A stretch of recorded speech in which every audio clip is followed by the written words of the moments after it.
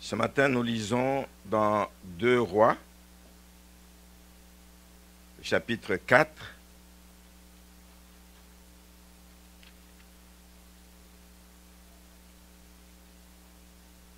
Et on va lire les 7 premiers versets. 2 Rois 4, les 7 premiers versets. Une femme d'entre les femmes des fils des prophètes cria à Élisée en disant: ton serviteur, mon mari, est mort, et tu sais que ton serviteur craignait l'Éternel. Or, le créancier est venu pour prendre mes 2 enfants et en faire ses esclaves. Élisée lui dit: que puis-je faire pour toi? Dis-moi, qu'as-tu à la maison? Elle répondit: ta servante n'a rien du tout à la maison qu'un vase d'huile. Et il dit: va demander au dehors des vases, chez tous tes voisins, des vases vides, et n'en demande pas un petit nombre. Quand tu seras rentré, tu fermeras la porte sur toi et sur tes enfants, tu verseras dans tous ces vases, et tu mettras de côté ceux qui seront pleins. Alors elle le quitta, elle ferma la porte sur elle et sur ses enfants. Il lui présentait les vases et elle versait. Lorsque les vases furent pleins, elle dit à son fils: présente-moi encore un vase. Mais il lui répondit: il n'y a plus de vase. Et l'huile s'arrêta. Elle alla le rapporter à l'homme de Dieu et il dit: va vendre l'huile et paye ta dette et tu vivras, toi et tes fils, de ce qui restera. Amen. Mais nous lisons un autre texte dans 2 Rois, chapitre 5 cette fois-ci. C'est le miracle d'Élisée en faveur de Naaman. Je vais lire les 3 premiers versets, puis je vais sauter jusqu'au verset 9. Naaman, chef de l'armée du roi de Syrie, jouissait de la faveur de son maître et d'une grande considération, car c'était par lui que l'Éternel avait délivré les Syriens. Mais, un grand mais, cet homme fort et vaillant était lépreux.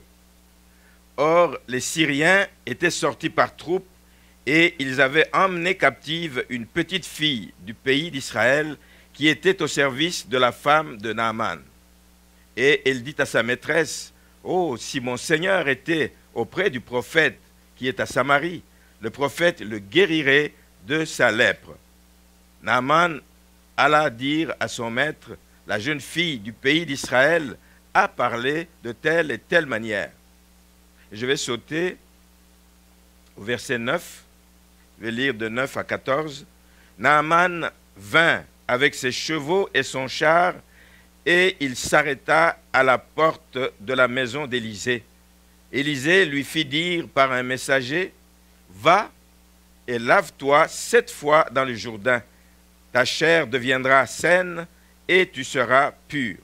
Naaman fut irrité et il s'en alla en disant: voici, je me disais qu'il sortira vers moi, il se présentera lui-même, il invoquera le nom de l'Éternel son Dieu, il agitera sa main sur la place et guérira le lépreux. Les fleuves de Damas, l'Abana et le Parpar ne valent-ils pas mieux que toutes les eaux d'Israël? Ne pourrais-je pas m'y laver et devenir pur? Et il s'en retournait et partait avec fureur. Mais ses serviteurs s'approchèrent pour lui parler et ils dirent: mon père, si le prophète t'avait demandé quelque chose de difficile, ne l'aurais-tu pas fait? Mais combien dois-tu faire ce qu'il t'a dit? Lave-toi et tu seras pur. Et au verset 14, il descendit alors et se plongea 7 fois dans le Jourdain, selon la parole de l'homme de Dieu, et sa chair redevint comme la chair d'un jeune enfant, et il fut pur. Alors vous vous demandez peut-être ce que ces 2 textes ont à faire l'un avec l'autre. C'est comme 2 textes, on ne voit pas trop de lien, pourtant il y a un lien. Le lien, c'est que vous allez voir que la vie ici sur terre, tant que nous sommes sur terre, ce lieu qui n'est pas un lieu de repos, dans ce monde, l'ennemi fait continuellement rage. L'ennemi fait rage on n'a pas de repos. Et on n'en aura pas tant qu'on sera ici-bas. Parce que lui, il fait son rôle, il joue son rôle de nuire, de chercher à égorger, à tuer, à faire le mal. Nous vivons donc, chacun de nous, toutes sortes de situations difficiles, les unes plus difficiles que d'autres, des situations douloureuses, des expériences difficiles à accepter, mais dont nous nous serions passés volontiers. Si on avait le choix, il y a des choses qu'on n'aurait jamais voulu qui nous arrivent dans la vie. Jamais. Mais ça nous arrive, on est obligé de vivre avec. Mais c'est là qu'on voit la différence entre ceux qui connaissent le Seigneur et ceux qui ne connaissent pas le Seigneur. Ceux qui ne connaissent pas le Seigneur sombrent.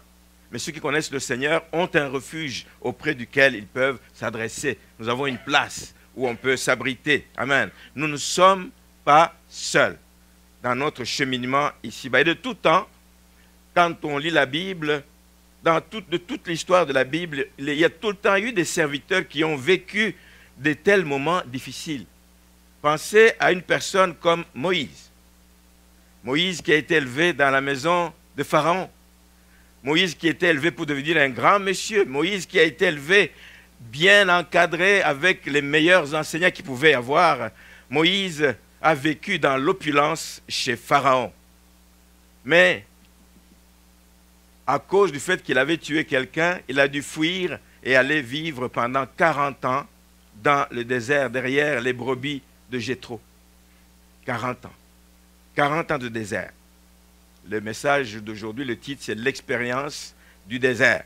Donc David, dont nous lisons beaucoup de psaumes, c'est quelqu'un qui a aussi vécu des choses difficiles. Après avoir vaincu Goliath, il a été oint roi, ce jeune homme. Il a été oint roi, etc. Et on s'attendait que quelque temps après, il puisse prendre sa place de roi. Ben non. Il a fallu 13 ans.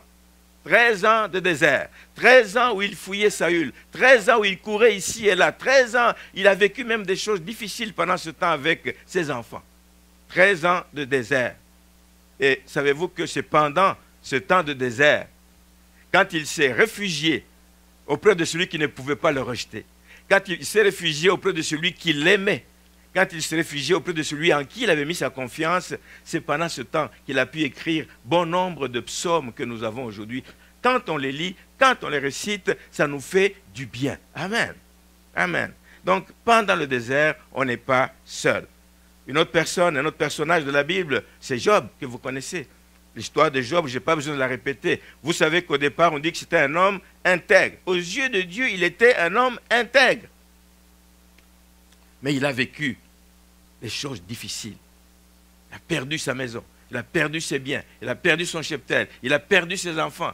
Sa santé a été atteinte, il a été attaqué dans sa santé, il ne lui restait plus rien. En fait, sa femme qui lui restait lui disait même, ben, maudit Dieu et meurs. Ce n'est pas une vie que tu mènes là.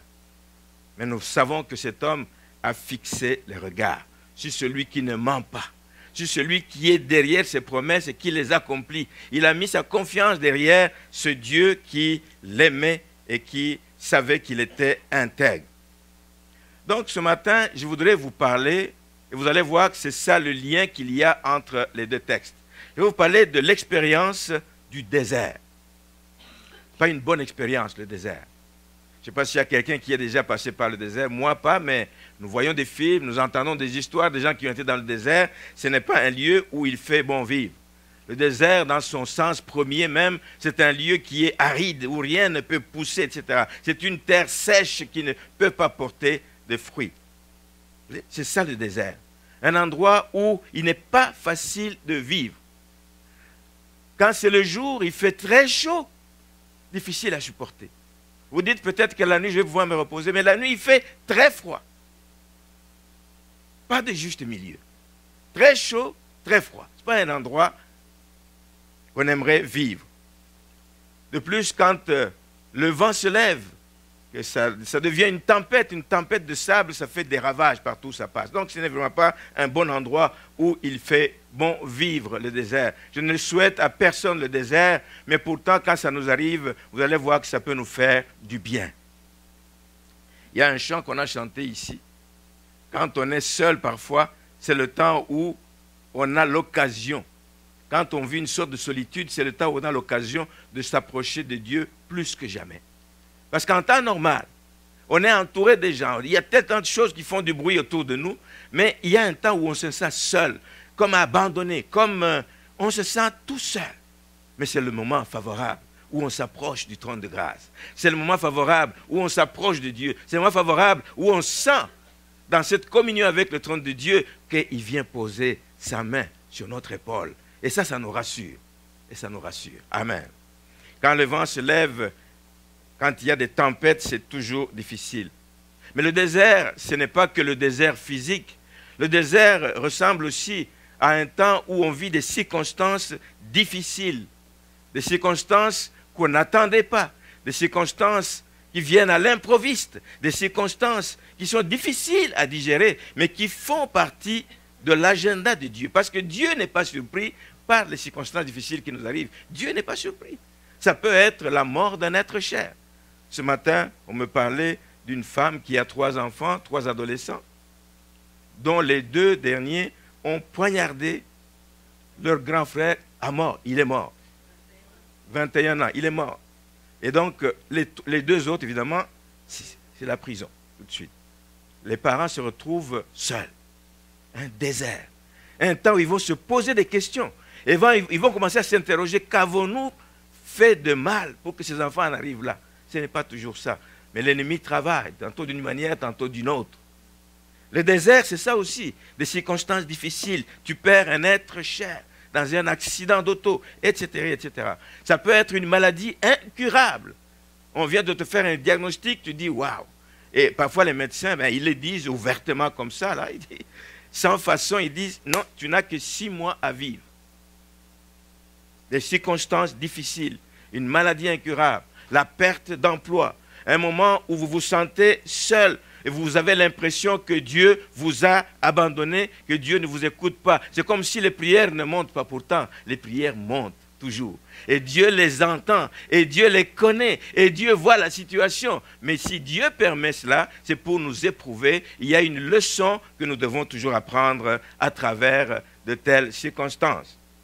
Je voudrais qu'on voit un peu plus en détail en quoi c'était le désert pour ces 2 personnes dont on a parlé ici. L'histoire de la veuve et l'histoire de Naaman. 2 personnes qui se sont retrouvées en pleine tempête. Une tempête vraiment qui s'élève dans leur vie. Ils se retrouvent quasiment seuls, esselés, sans moyens, sans recours. La première situation, c'est la situation de la veuve. La veuve avait perdu son mari qui était un serviteur de Dieu. Elle a perdu son mari qui était le soutien de la famille. C'est lui qui travaillait, c'est lui qui apportait de quoi manger à la maison, c'est lui qui fournissait de quoi manger les besoins des enfants. Elle a perdu donc son mari et comme conséquence, elle n'a pas de moyens pour faire face aux dettes des créanciers. Les créanciers, eux, n'attendent pas. Les créanciers n'entendent pas. C'est comme quand vous perdez votre emploi, la banque n'attend pas en disant « mais je vais attendre que vous retrouviez un emploi pour payer votre hypothèque ». Non, c'est tout de suite l'argent. C'est pareil. Les créanciers viennent et menacent cette veuve. Cette veuve pouvait s'enfermer dans sa maison et pouvait aller se cacher, s'enfermer en pleurant. Mais cette veuve s'est redressée. Elle s'est levée. Elle a décidé de prendre action et d'aller chercher le secours. Pas n'importe où, il est allé chercher le secours auprès de l'homme de Dieu. Il connaissait l'homme de Dieu. Il savait comment Dieu utilisait cet homme de Dieu. Il est allé chercher secours auprès d'Élisée. Alors, ce qu'il faut se dire tout de suite, c'est que quand les temps difficiles nous arrivent, ne laissez pas la situation se détériorer dans votre vie. Ne laissez pas la situation pourrir. Ne laissez pas la situation t'amener jusque dans les bas-fonds. Il faut prendre action tout de suite. Mets-toi devant la présence du Seigneur. Crie au secours. Demande secours auprès de ceux qui sont à côté de toi. Cherche de l'aide quand tu as des situations difficiles. Sinon, ça peut te faire sombrer dans une dépression. Cherche le secours parce que le secours est disponible. Elle est allée chercher le secours auprès d'Élisée. Et l'homme de Dieu, évidemment, l'a accueilli, connaissait certainement son mari qui était prophète. C'est quand vous lisez l'histoire, vous voyez comment elle présente son mari. Au début du chapitre, il dit, « Ton serviteur, mon mari, est mort. Et tu sais que ton serviteur craignait l'Éternel. » Donc, il présente son mari comme si pour rappeler à Élisée, il dit, « Voici ce qu'il était et voici ce qui m'arrive maintenant. » Élisée, qu'est-ce qu'il pouvait faire? Élisée ne pouvait qu'écouter, Élisée ne pouvait que compatir à sa situation, mais ce que l'homme de Dieu a fait, l'homme de Dieu a questionné cette femme, cette veuve, en lui disant, « Qu'est-ce que tu as à la maison? Que puis-je faire pour toi d'abord? Dis-moi, qu'as-tu à la maison? Que puis-je faire pour toi? » Mais je t'ai déjà dit ce que je veux. Mon mari est mort, je suis démuni et puis les créanciers me menacent. Il dit, « Mais qu'est-ce que tu as à la maison? » Voici la réponse de la veuve, dit, « Ta servante n'a rien du tout à la maison qu'un vase d'huile. » Quand tu vis des choses difficiles dans ta vie, tu ne vas même pas savoir que tu as en toi une capacité de rebondir. Quand tu vis des choses difficiles dans ta vie, tu ne vas pas savoir que tu ne dois pas te minimiser. Tu vas oublier que tu as des ressources en toi qui peuvent t'aider à rebondir, à aller de l'avant, à relever la tête. Nous, comme enfants de Dieu, nous le savons. Quand nous vivons des situations difficiles, nous avons la possibilité de nous adresser au Père. Amen. Et quand nous nous adressons à lui, il vient nous donner une énergie nouvelle pour continuer à nous battre. Amen. Donc, il y a dans l'être humain des ressources insoupçonnées. Insoupçonnées. Elle voyait ce vase d'huile comme rien du tout. Il n'y a rien dans ce vase d'huile. Pourtant, c'est par ce vase d'huile que sa bénédiction allait passer. Quand vous êtes dans le désert, sachez qu'il y a en vous, n'êtes pas fini. Sachez qu'il y a des ressources que vous ignorez peut-être ou que vous minimisez. Allez les rechercher. Dieu veut s'en servir et Dieu va s'en servir pour vous sortir du trouble. Amen. Nous avons des ressources. Dieu nous a équipés de beaucoup de choses. Mais des fois, nous croyons que, regarde ma condition, je ne peux rien. Non, tu peux quelque chose. Amen. Tu peux quelque chose. Dieu est avec toi. Amen. Amen. Donc, l'erreur est de croire qu'il n'y a rien à faire avant de combattre, avant de lutter. Et beaucoup d'enfants de Dieu vont laisser tomber les bras parce que la situation est difficile, parce qu'ils trouvent qu'elle est insurmontable. Et si tu fais comme ça, tu vas finir par perdre tout espoir. Job a tout perdu. Je viens de citer le cas de Job. Il a tout perdu. Des maisons, des biens, le cheptel, la santé même. Il était en train de la perdre complètement. Mais il a continué à tenir ferme. Il a continué à espérer contre toute espérance. C'est ce qu'un enfant de Dieu doit faire quand il est dans une situation difficile. Pas fixer le regard sur l'ampleur du désert que tu traverses. Tu dis, je ne serai jamais capable d'arriver de l'autre côté. Je ne serai jamais capable d'arriver jusqu'à un oasis. Je ne serai jamais capable de m'en sortir. Un enfant de Dieu ne doit pas agir comme ça, mais il faut regarder, non pas au problème, non pas au désert, mais il faut regarder à celui qui peut te sortir de ce désert. Celui qui peut faire reverdir les déserts. Amen. Et Dieu est comme cela. Amen. Nous lisons dans Job 19, verset 25, il dit, « Mais je sais, dit-il, alors que ses amis sont en train de l'agacer, de lui montrer qu'il a commis un péché, que ces choses ne lui sont pas arrivées par hasard, mais il dit, je sais que mon Rédempteur est vivant. Je peux encore compter sur lui. Je peux encore fixer mes regards sur lui. Je peux encore m'attendre à lui. Voici la bonne attitude d'un enfant de Dieu. Et vous savez que Dieu a répondu favorablement à Job à cause de sa foi. Amen. C'est la foi qui va te tenir dans les combats. C'est la foi qui va te tenir dans les déserts. C'est la foi qui va t'aider à passer au travers des choses difficiles. La foi, pas en tes propres capacités, mais en la capacité de celui qui t'équipe, à la capacité de celui qui te tient entre ses mains. Amen. Dieu nous renouvelle chaque jour. Et donc, dans le récit ici de la veuve, elle, on la voit minimiser ce vase d'huile alors que c'était là la source de sa bénédiction. Là, vous me direz que oui, mais Dieu est capable de la bénir même sans rien. Dieu est capable de créer à partir du néant. Oui, c'est vrai, parce quand il a créé le monde, c'est avec sa parole. Amen. qu'il a créé le monde. Rien n'existait, mais il a créé à partir de sa parole. Oui, Dieu peut créer à partir du néant. Mais nous savons que Dieu est celui qui rebâtit aussi sur des ruines. On dit qu'il est rebâti sur des ruines. Mais on sait que Dieu est celui aussi qui a toujours voulu que l'homme fasse sa part. Que l'homme fasse sa part. Il peut faire à partir du néant, mais souvent la Bible nous montre qu'il s'est souvent servi de ce que l'homme avait et qu'il minimisait. Qu'est-ce que tu as? Pensez à l'histoire dans Luc 9. Vous connaissez l'histoire de la multiplication des pains dans Luc chapitre 9, au verset 13. Le verset 12 d'abord. Comme le jour commençait à baisser, les 12 s'approchèrent et lui dirent, renvoie la foule, afin qu'elle aille dans les villages et dans les campagnes, dans les villages et dans les campagnes des environs, pour se loger et pour trouver des vivres, car nous sommes ici dans un lieu désert. Jésus leur dit, donnez-leur vous-même à manger. Une belle équation. Vous êtes dans un lieu désert et on vous dit, donnez à manger à ces personnes.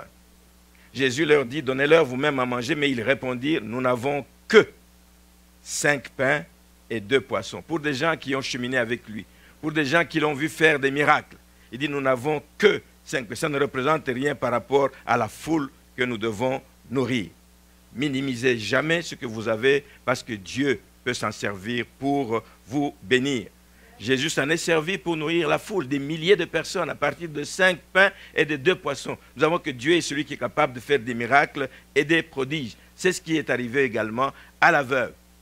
À cause du fait qu'elle a obéi à ce que le serviteur de Dieu, Élisée, lui a dit, d'aller à la maison, de prendre ce vase et d'emprunter beaucoup d'autres vases pour qu'il puisse verser l'huile dans les vases et puis tu en auras assez pour toi, pour payer les créanciers et tu en auras assez pour vivre avec tes enfants. Et donc, le miracle de la veuve s'est produit à partir de son vase d'huile. Et quand elle a vu le miracle s'accomplir, évidemment, en reconnaissance, elle est rentrée chez l'homme de Dieu pour rendre compte et l'homme de Dieu qui lui dit, va, rembourse tes créanciers et avec le reste, vis avec tes enfants. Moi, je dis toujours que c'est le premier miracle, c'est la première femme d'affaires que Dieu a suscitée. Amen. À partir d'un vase d'huile, Dieu en a fait une femme d'affaires parce qu'elle avait de l'huile en quantité, elle pouvait vendre, avoir un capital et faire fructifier ça et vivre pour la suite de ses jours. C'était la fin du désert de cette femme. Une fin de désert parce qu'elle n'a pas mis en doute les conseils, la parole du prophète.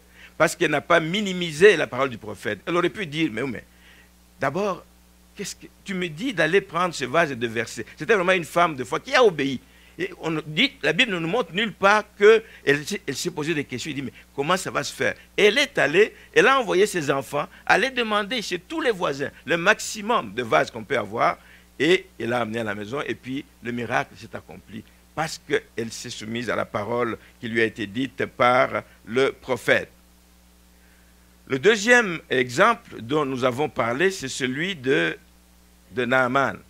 Nous voyons que les choses ne vont pas se passer de la même façon que pour la veuve. C'est un autre type de réaction. Et ça nous montre comment nous aussi, même chrétiens, nous pouvons réagir devant une parole qui nous est donnée, la parole de Dieu. Devant la voix du Seigneur qui te parle, tu peux réagir de façon différente alors que tu connais Dieu, tu connais sa parole, tu connais les histoires des gens qui nous ont précédés et qui ont vécu toutes sortes de miracles. Le cas de Naaman ici révèle donc un autre type de réaction. Qui est ce Naaman? C'est un homme de l'armée, un général, un chef de l'armée du roi de Syrie.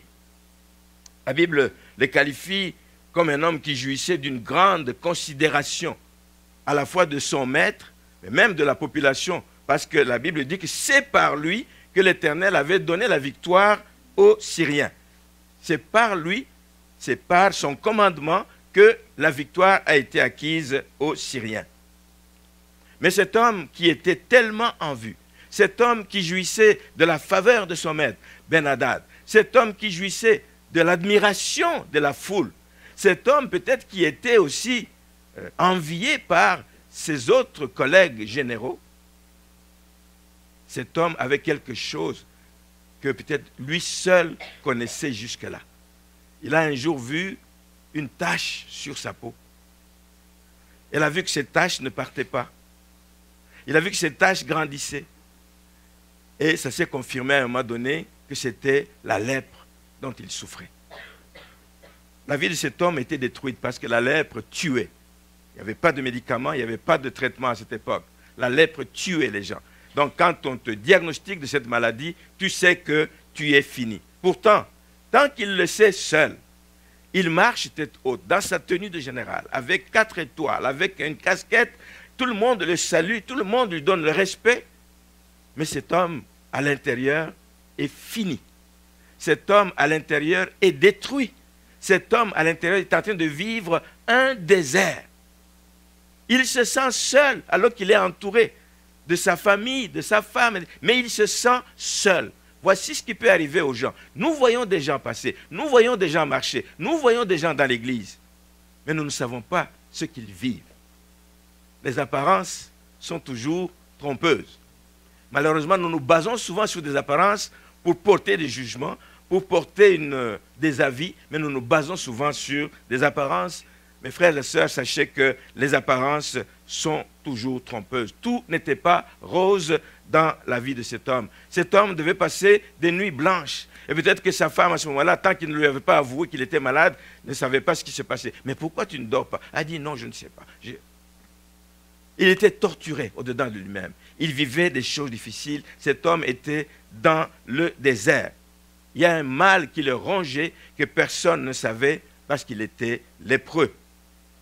Donc, nous ne devons pas nous fier aux apparences parce que beaucoup de gens en vue sont plus malheureux qu'on ne peut imaginer. Voici un homme qui faisait trembler les troupes. Voici un homme qui était respecté quand on disait son nom. Mais voici un homme qui vivait un drame dont on n'a pas de mots pour le décrire, indescriptible. Un drame d'un homme qui n'a pas d'espoir. Il est comme du papier, comme ça. Il marche sans tenir, il ne tient plus sur rien, il sait que la catastrophe est sur le point d'arriver. Un homme sans espoir. Mais nous aussi, nous avons été comme ça à un moment donné de notre vie avant qu'on ne connaisse le Seigneur. Nous étions perdus, nous étions sans espoir, nous dit l'épître de Romains, chapitre 5. Nous étions sans espoir, dans un désert sans fin. Mais Dieu est intervenu. Alors que nous étions pécheurs, alors que nous étions perdus, Dieu est intervenu en notre faveur. Et comment la situation de cet homme, Naaman, s'est résorbée? La situation s'est résorbée parce que dans sa maison, il y avait une jeune fille. À ce moment-là, l'affaire est connue dans la maison, dans la famille. C'est clair, quand elle annonce à la femme, c'est la tristesse, c'est peut-être des pleurs qui se passent à gauche et à droite. On se dit, mais je perds mon mari, s'il y avait des enfants, nous perdons notre papa. Mais nous étions perdus, il était perdu même au milieu de sa famille. Mais il y avait dans sa maison une jeune fille qui était amenée captive d'Israël, mais une jeune fille qui servait la femme du général Naaman. Je dis toujours, il ne faut jamais négliger personne. Pour certains, c'était une esclave. Pour la femme, c'était une servante, une petite fille de rien du tout.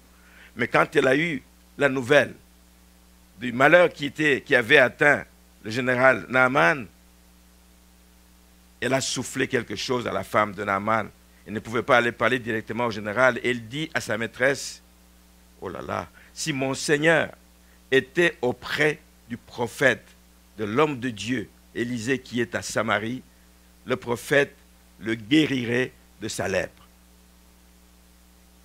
Vous savez, quand vous êtes complètement démunis, quand vous ne savez plus où donner la tête, quand vous ne savez plus du tout où mettre la tête, il y a certainement une place où vous pouvez aller chercher le secours. Amen.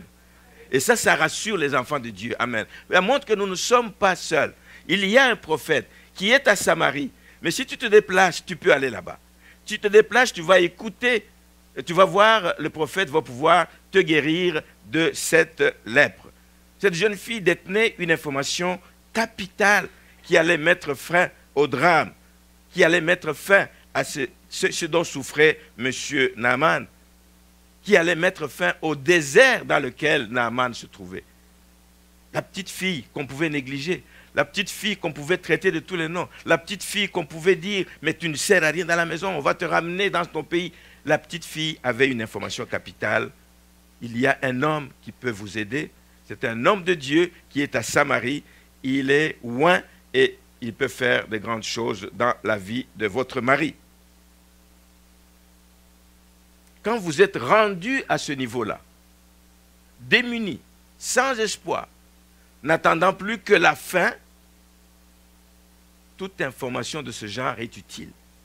Je ne connais pas beaucoup de gens à qui on va offrir cela même, ils vont dire, mais c'est qui, c'est quoi? Tout de suite, il va sauter sur l'occasion pour aller voir ce que cette personne peut faire. Malheureusement, des fois, on va aussi vers des charlatans, des fois, on va n'importe où. Amen. Mais comme enfants de Dieu, nous sommes prévenus, nous devons nous assurer que c'est véritablement un homme de Dieu et avoir des témoignages de ce qu'il est et de sa vie.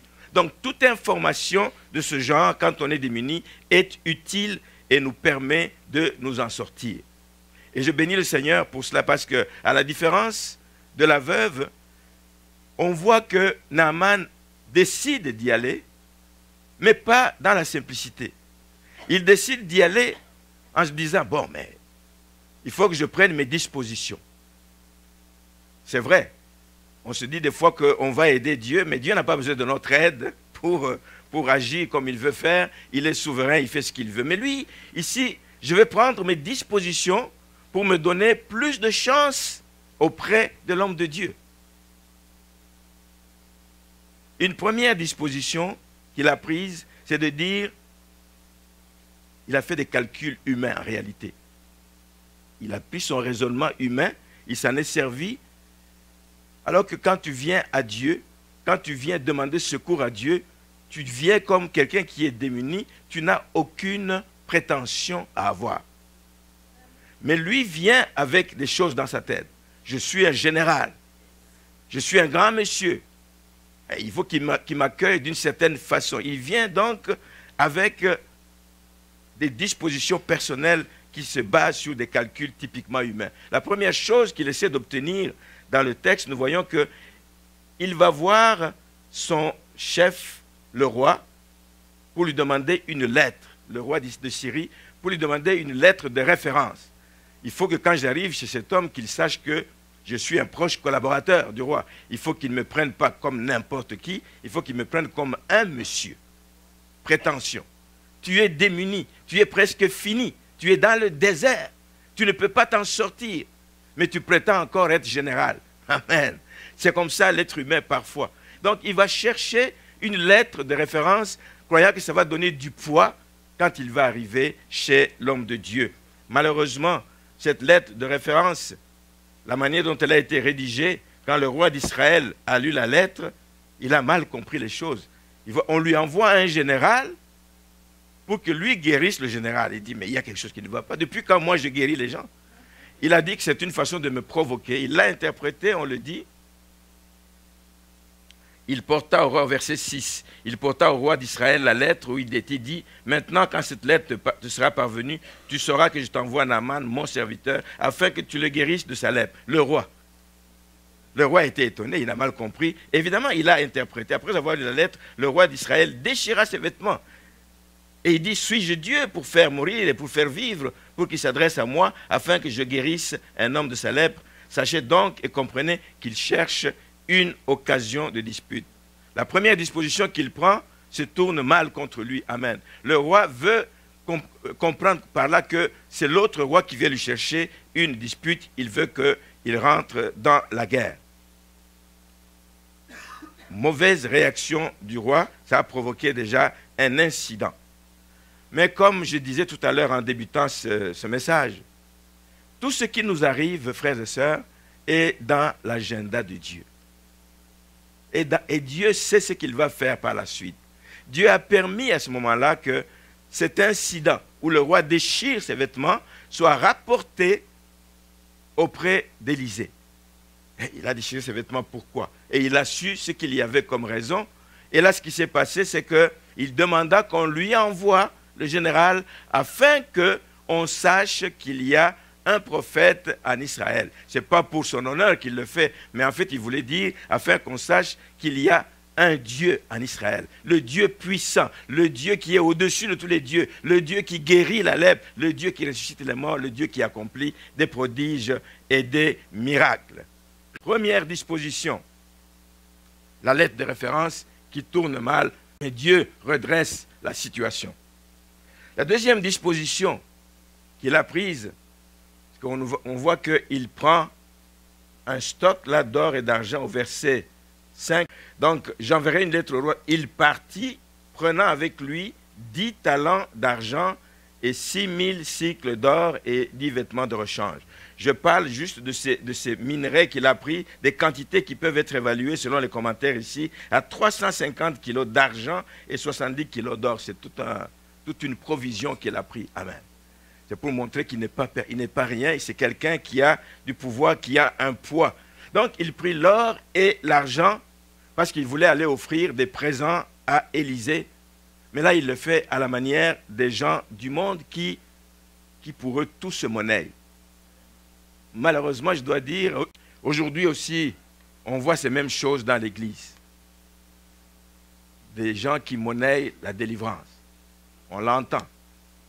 Mettez-vous ici, ceux qui vont payer 5 000 ici, ceux qui vont payer 1 000, ceux qui vont payer 100, comme si la dimension de la délivrance dépendait du montant que l'on paye. Que le Seigneur nous garde, frères et sœurs. On ne vend pas, c'est Dieu qui agit, on ne doit pas monnayer ces choses. Parce que nous-mêmes, nous dit 1 Pierre 1, 17 à 18, nous n'avons pas nous-mêmes été rachetés par des choses périssables. Nous n'avons pas été rachetés par des choses périssables. Nous avons été rachetés de nos vaines manières de vivre que nous avons héritées de nos parents, d'un mode de vie qui était mauvais aux yeux de Dieu, mais nous avons été rachetés par le sang de Jésus-Christ, pas par de l'or, pas par de l'argent. Amen. Donc quand tu viens avec des calculs pour dire je vais monnayer le service que je vais avoir de l'homme de Dieu, il y a déjà un problème là-dedans. Même si on le voit aujourd'hui, on ne doit pas ni suivre, ni encourager ce genre de choses. La deuxième erreur que Naaman a commis, c'est celle-là, de vouloir monnayer les services auprès du serviteur de Dieu. Ce n'est pas sa faute, peut-être qu'il ne connaissait pas Dieu, c'est ça. Quand on ne connaît pas Dieu, mon peuple périt faute de connaissance. Mon peuple commet des erreurs faute de connaissance. Mais ça a été une erreur de sa part. Il arrive chez Élisée, Naaman, et là il avait des attentes, c'est ce que je disais dès le début. Il avait des attentes, il avait des calculs en tête.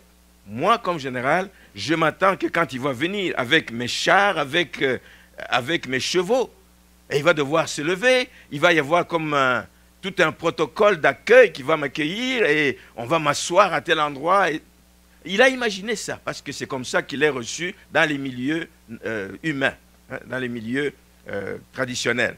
Donc, il dit, je vais être reçu avec honneur. C'est ce qu'il attendait.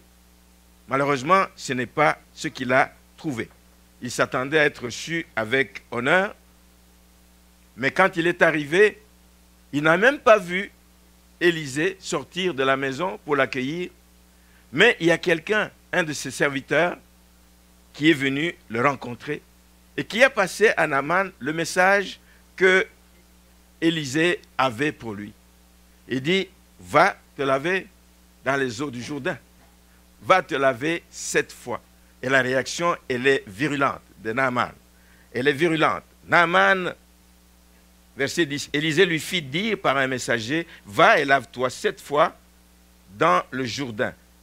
Ta chair deviendra saine et tu seras pur. Le message est clair.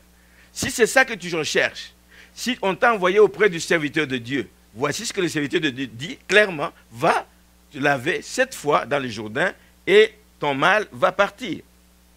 Et la réaction de Naaman, il fut irrité. La veuve pouvait s'irriter aussi. Il me dit d'aller verser un vase, comme ça, d'aller verser, c'est quelque chose qui est insensé humainement parlant. Mais la femme avait la foi dans l'homme de Dieu. Et voyez-vous la différence avec Naaman? Lui n'avait pas la foi. Naaman n'avait pas la foi. Il disait, mais c'est tout ce qu'il me dit. Il fut irrité. Il n'a pas dit même, bon, je vais aller voir, je vais obéir et puis je vais voir ce que ça va donner. Non, il fut irrité et il s'en alla.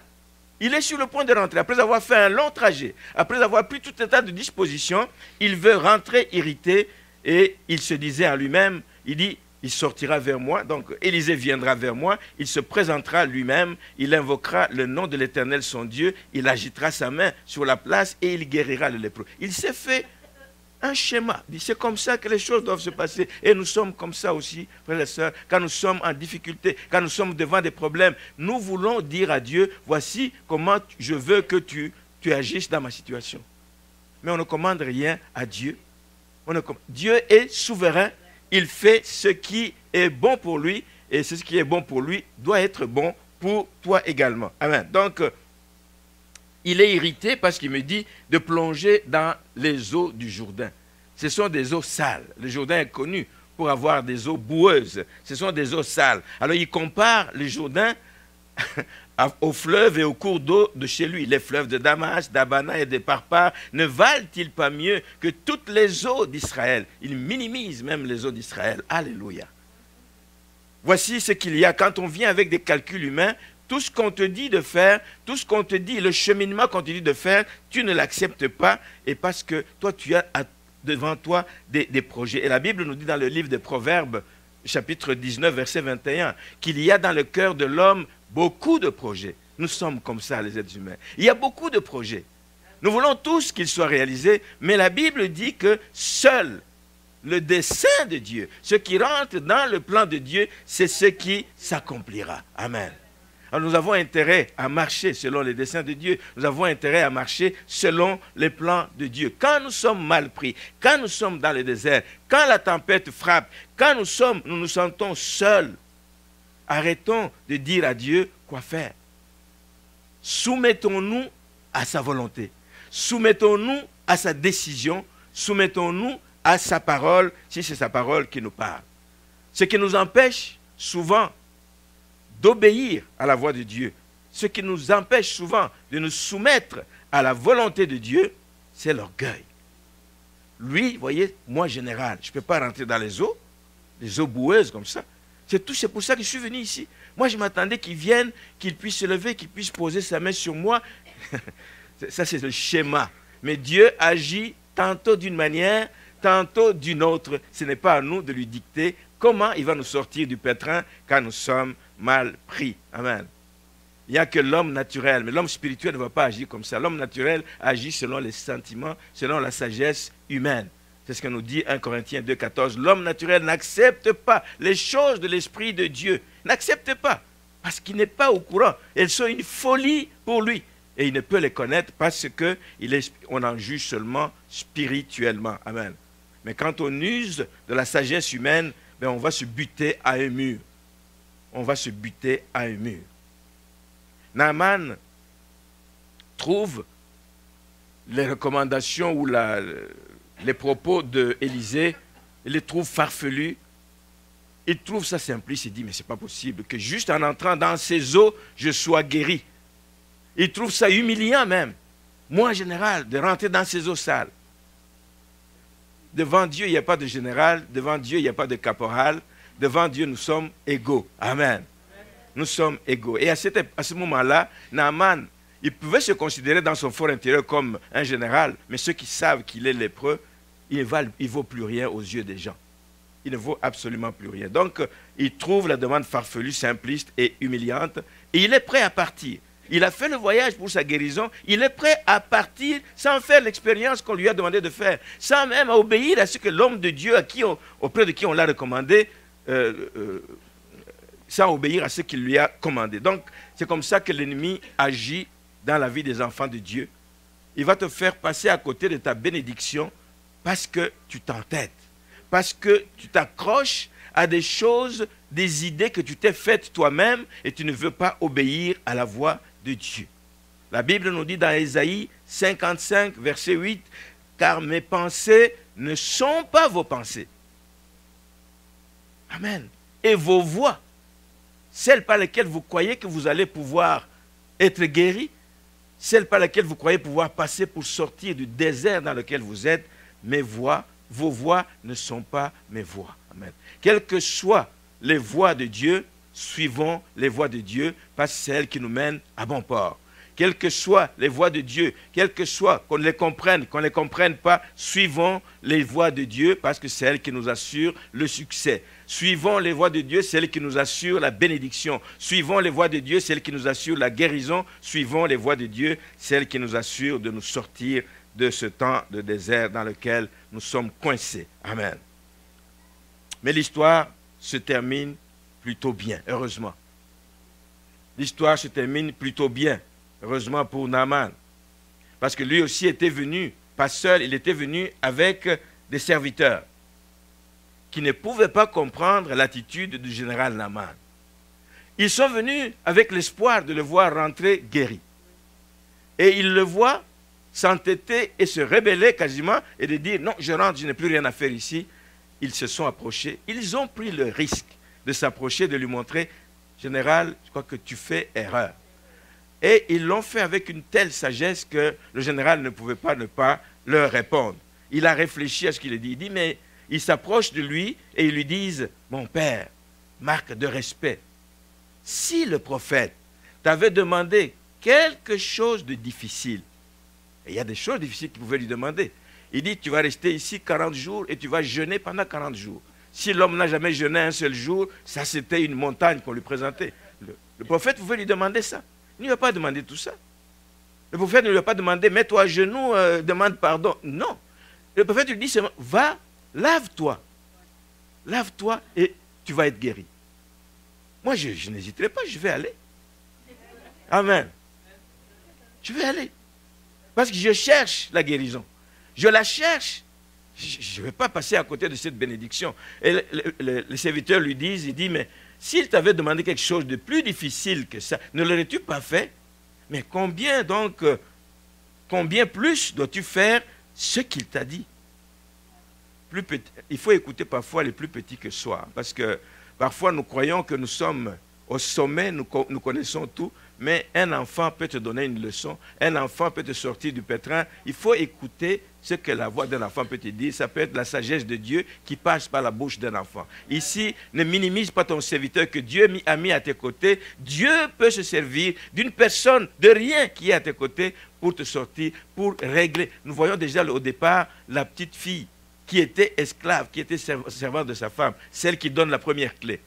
Les serviteurs qui l'ont accompagné viennent appuyer cette démarche et disent, mais écoute, mais fais-le, c'est si simple, fais-le, lave-toi et tu seras pur. Je ne sais pas quel était l'état d'âme de la Bible, nous dit simplement qu'il descendit alors et se plongea 7 fois.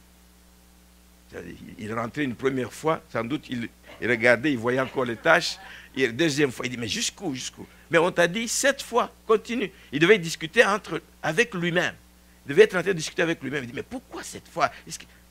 Regarde comment ses os sont sales. Toutes sortes de choses. Mais il a obéi, il s'est plongé, et la Bible nous dit que la guérison a été instantanée. Parce que comme dit la Bible, 1 Samuel chapitre 15, l'obéissance vaut mieux que les sacrifices. Ton or, ton argent, toutes les quantités de biens que tu as amenés n'ont servi à rien. Tu as eu la guérison sans payer un sou, juste en obéissant. La vie d'un enfant de Dieu, c'est une vie d'obéissance. La vie d'un enfant de Dieu, c'est une vie d'obéissance sans comprendre. Quand ça vient de Dieu, quand ça vient de Dieu, quand ça vient de la bouche de Dieu, quand ça vient d'un homme de Dieu, amen. Un homme de Dieu, aujourd'hui il y en a de toutes sortes, mais que le Seigneur nous fasse grâce simplement.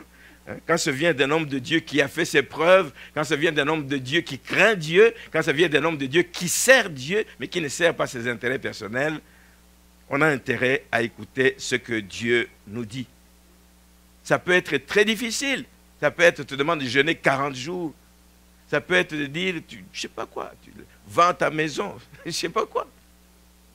Comme ce que Jésus-Christ a demandé à ce jeune homme riche. Va, vends tous ses biens, donne-les aux pauvres. C'est très difficile.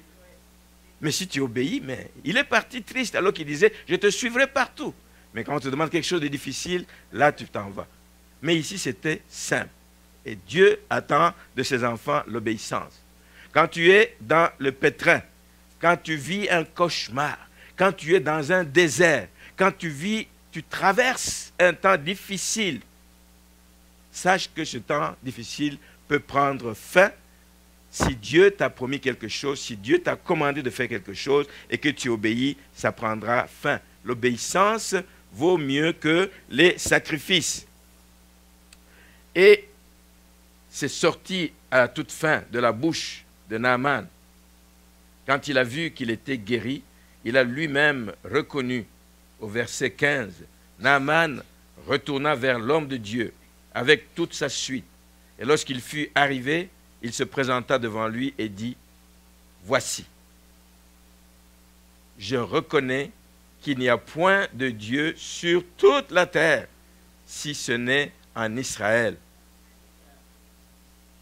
Et maintenant, il va lui offrir les présents. « Maintenant, accepte, je te prie, un présent de la part de ton serviteur. » Mais Élisée répondit, « L'Éternel dont je suis le serviteur est vivant, je n'accepterai pas. Je ne vais pas monnayer le service que je rends pour la gloire de Dieu. » Amen. Je le fais parce que je suis le serviteur de Dieu. Je le fais parce que c'est lui qui me bénit. Je le fais parce que c'est lui qui m'utilise. Je le fais parce que c'est celui qui me donne ses capacités de le faire. Je ne vais pas monnayer mes services.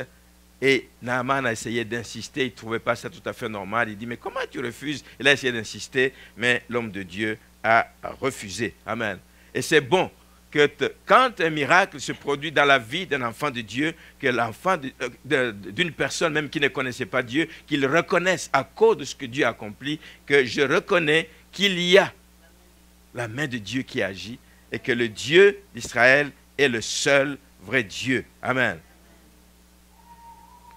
Celui qui peut transformer les déserts en étangs, le dit le psaume 107. Dieu est capable de transformer les déserts dans lesquels nous sommes en étangs. Amen. C'est inimaginable. Des kilomètres et des kilomètres de sable qui deviennent tout d'un coup des étangs parce que Dieu est vivant. Amen. Et je termine ce matin en disant ceci, que il y a deux attitudes que nous pouvons avoir quand nous traversons le désert. On peut se rebeller, se révolter contre Dieu. Pourquoi Dieu a permis ça dans ma vie? Pourquoi Dieu a permis que mon mari meure alors que c'est lui qui supportait? Mais Dieu est souverain, on ne discute pas avec lui, on se soumet à sa souveraineté, point. Dans les moments de désert, c'est une mauvaise chose que de se révolter contre Dieu. Amen. S'il permet qu'on goûte à un temps de désert, il sait pourquoi et il y a un but. Et le but que Dieu recherche au plus haut point, c'est qu'il veut parler au cœur de l'homme. Je vous dis tout à l'heure que quand tu es dans un temps difficile, il y a toutes sortes d'idées qui passent par la tête. Mais quand tu te retrouves seul, vidé complètement, c'est un temps de silence où tu réfléchis à ta condition. Ou si tu es chrétien, nous avons chanté, tu vas commencer à compter les bienfaits de Dieu. Tu vas dire, ah oui, mais en telle année, c'est lui qui a fait ça. En telle époque, c'est lui qui a fait ça. Hier, c'est lui qui a fait ça. Qu'est-ce qui empêche qu'aujourd'hui, il agisse dans ma vie? Tu comptes les biens. Un temps de silence est bénéfique. Un temps de solitude est bénéfique. Un temps de désert est bénéfique. Mais il faut le mettre à profit. Pas pour te plaindre, pas pour te rebeller contre Dieu, mais pour chercher sa face, pour t'approcher de lui plus que jamais. Il va parler à ton cœur parce qu'il veut manifester ta puissance. Donc apprenons, frères et sœurs, dans les temps de désert, à faire confiance à Dieu. Lui connaît quand ce désert prendra fin, lui sait comment ce désert prendra fin, qu'on puisse simplement obéir à sa voix et s'abandonner entre ses mains. Il connaît nos besoins, il pourvoira nos besoins. C'est pour ça que j'ai débuté le culte en parlant du psaume 23. L'Éternel est mon berger. Si tu sais qu'il est ton berger, même quand tu passes par la vallée de l'ombre de la mort, tu ne vas craindre aucun mal. C'est comme un désert dans lequel tu es. Tu ne craindras aucun mal parce qu'il est avec toi. Tu passes par le feu, il a promis qu'il serait avec toi. Amen. Et il n'a pas changé aujourd'hui. S'il l'a fait pour la veuve, s'il l'a fait pour Naaman, s'il l'a fait pour Job, s'il l'a fait pour d'autres qui ont passé par des temps difficiles, il peut le faire encore aujourd'hui dans ta vie. Amen.